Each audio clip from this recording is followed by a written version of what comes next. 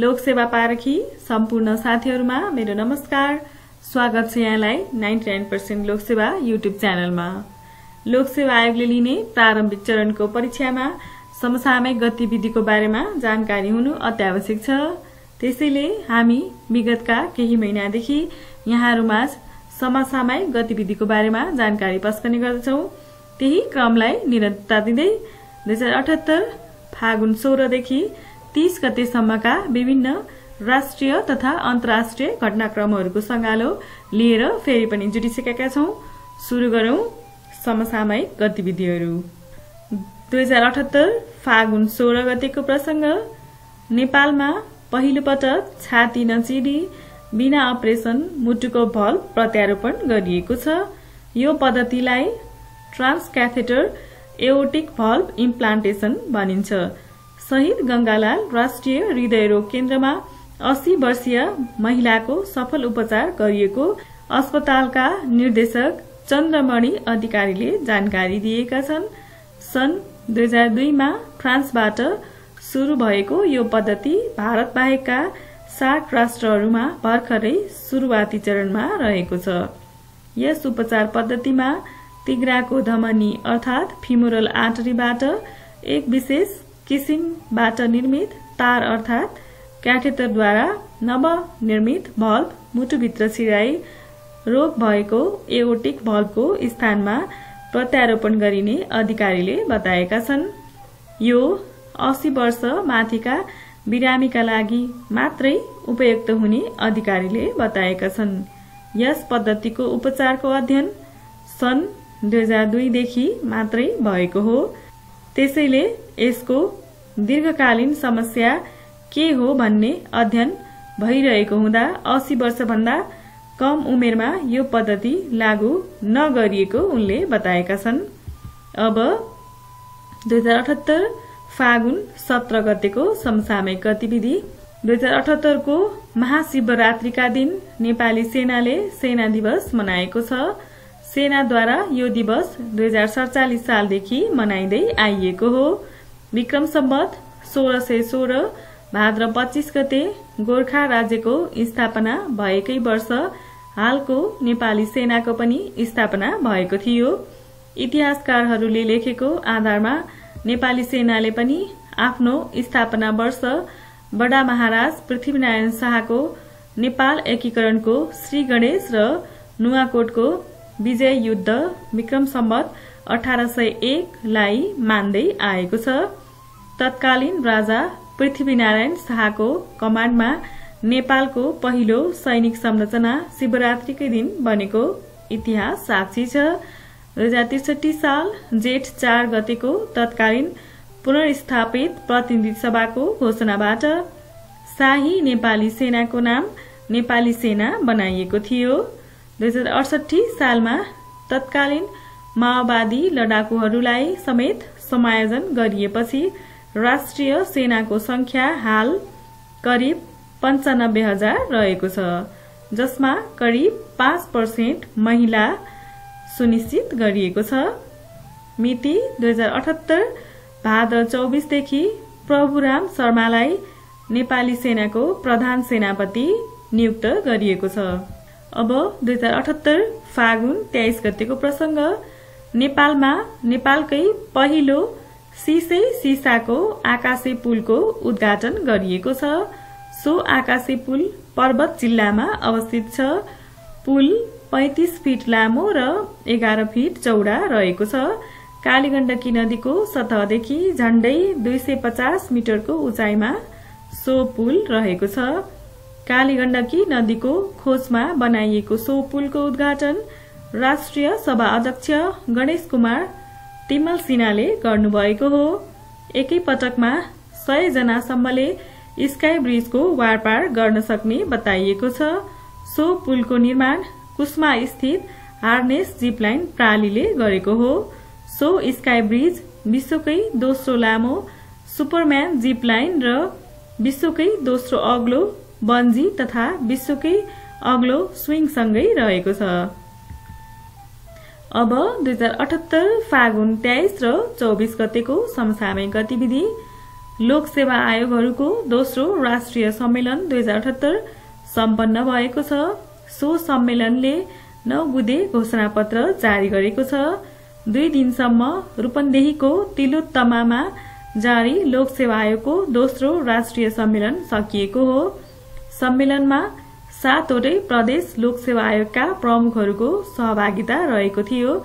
सम्मेलनले हरेक वर्ष फागुनको 23 र 24 गते लोकसेवा आयोगको राष्ट्रिय सम्मेलनलाई निरन्तरता दिने पनि निर्णय गरेको छ। परीक्षा व्यवस्थापनलाई प्रभावकारी बनाउन हरेक आर्थिक वर्ष वार्षिक कार्यतालिका तयार गर्दा प्रदेश लोकसेवा आयोगहरूले एकैपटक प्रकाशन गर्ने पनि निर्णय सम्मेलनले गरेको छ। अब 2078 फागुन 26 गतेको प्रसंग।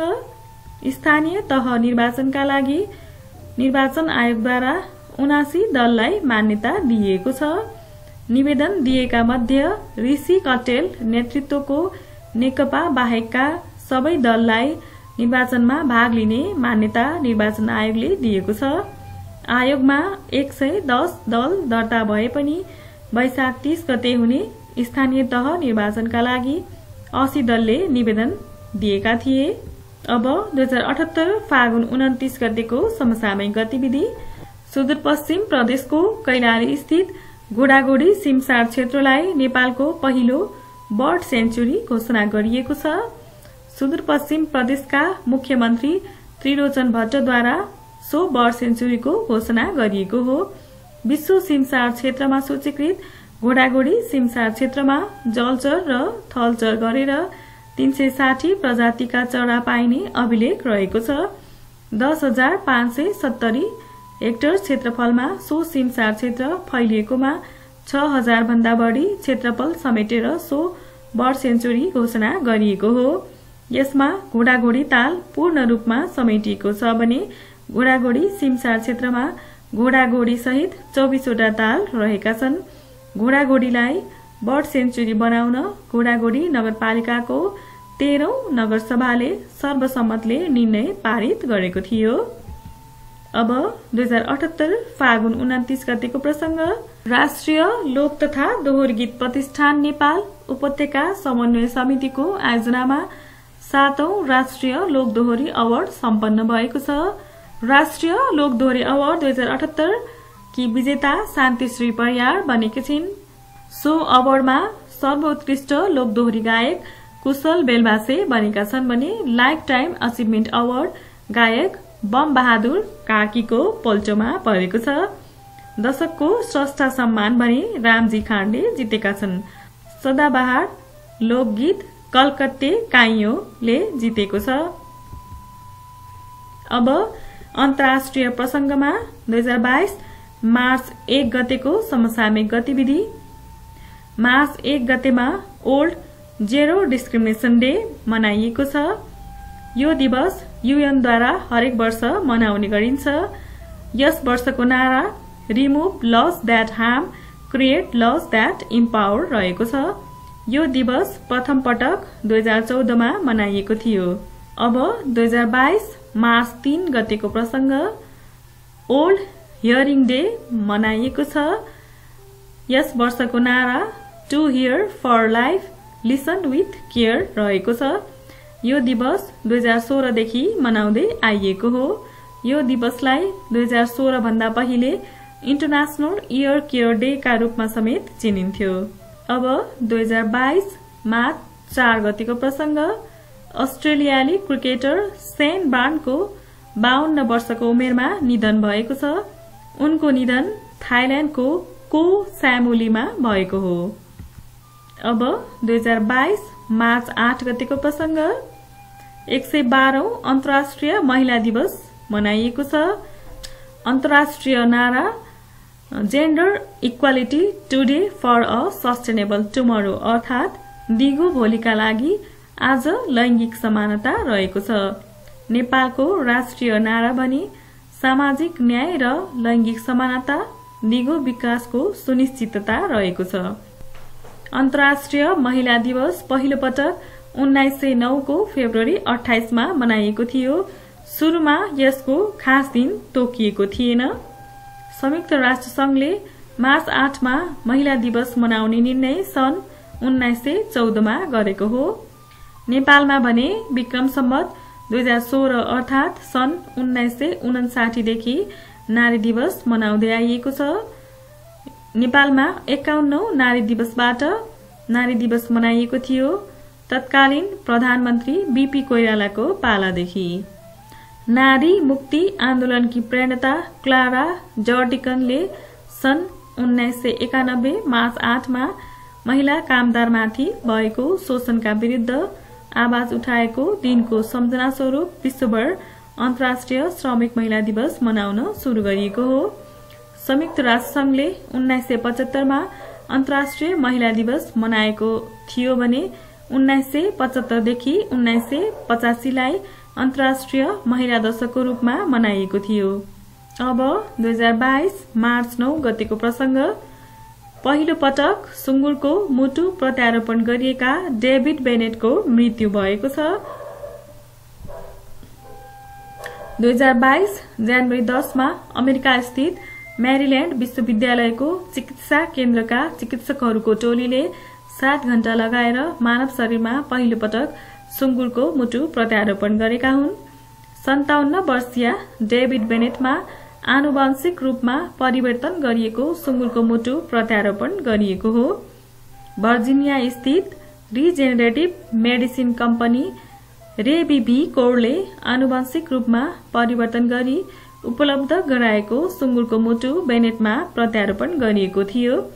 मानिस र सुँगुरको मुटुमा धेरै समानता हुने भएकोले प्रत्यारोपण सफल भएको जनाइएको छ। यद्यपि सो प्रत्यारोपणले बेनेटको आयु 1 हप्ता हुने, 1 महिना हुने वा वर्षौं हुने हेर्न बाँकी रहेको चिकित्सकहरूले जनाएका थिए। अब 2022 मार्च 9 गतेको प्रसंग। मार्च 9 मा नो स्मोकिङ डे मनाइएको छ। यो दिवस हरेक वर्ष मार्च महिनाको दोस्रो बुधबार मनाउने गरिन्छ। यो दिवस मनाउनुको मुख्य उद्देश्य सुर्ती र सुर्तीजन्य पदार्थबाट हुने हानिको बारेमा जनचेतना फैलाउनु हो। 2022 को नारा quitting smoking doesn't have to be stressful रहेको छ। अब 2022 मार्च 10 गतेको प्रसंग। 20औं कोरियाली राष्ट्रपतिमा युन सक एल निर्वाचित भएका छन्। उनी विपक्षी दल पिपुल पावर पार्टीका उम्मेद्वार रहेका थिए। कोरियाको संविधानले राष्ट्रपतिको कार्यकाल 5 वर्षको तोकेको छ। त्यस्तै एक व्यक्ति एक कार्यकालको लागि मात्र योग्य रहने व्यवस्था पनि कोरियाली संविधानमा रहेको छ। कोरियाका 19औं राष्ट्रपति मोन जे रहेका थिए। अब 2022 मार्च 12 गतेको प्रसंग। हिरो अफ युक्रेनको उपाधि लेफ्टिनेन्ट जनरल ओलेक्सान्डर ओलेकिकोच पौलिकले जितेका छन्। उनी जोइन्ट फोर्स अपरेसनका कमान्डर रहेका थिए। यो उपाधि राष्ट्रपति जेलेन्स्कीले प्रदान गरेका हुन्। युक्रेनका सर्वसाधारणलाई राष्ट्रपतिद्वारा प्रदान गरिने यो सर्वोत्कृष्ट उपाधि हो।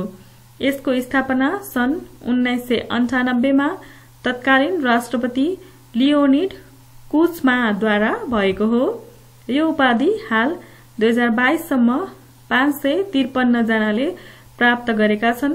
सन् 2022 मा 57 जनालाई प्रदान गरिएको छ। यससँगै 2078 फागुन 16 देखि 30 गतेको समसामयिक गतिविधिहरूको संगालो यही समाप्त हुन्छ। यहाँहरूको समय निरन्तर अध्ययनमा बितिरहेको छ भन्ने आशाका साथ आजको लागि बिदा हुन चाहे। हस्त, धन्यवाद।